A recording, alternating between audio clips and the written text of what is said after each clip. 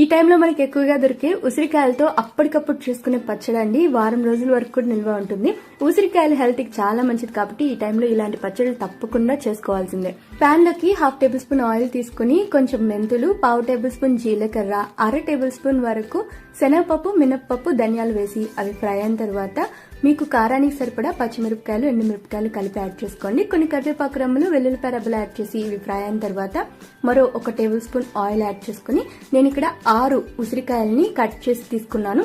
రుచికి సరిపడా ఉప్పు, పసుపు యాడ్ చేసి పచ్చివాసన పోయిన తర్వాత చింతపండు, కొత్తిమీర కాడలు వేసి ఉసిరికాయలు మెత్తపడేంత వరకు ఉడికించుకుని మరీ మెత్తగా కాకుండా మనం రోట్లో దంచుకుంటే తొక్కు టైప్ లో ఎలా వస్తుందో అలా మనం మిక్సీలో గ్రైండ్ చేసి తీసుకోవాలి. మీరు కావాలంటే రోట్లో అయినా ప్రిపేర్ చేసుకోవచ్చు. తర్వాత పోపు ప్రిపేర్ చేసేసుకుని పచ్చడి పైన వేసి యాడ్ చేసి కలిపేసుకుంటే ఎంతో రుచికరమైన ఇన్స్టెంట్ ఉసిరికాయ పచ్చడి రెడీ. చాలా టేస్టీగా ఉంటుంది. తప్పకుండా ట్రై చేసేయండి.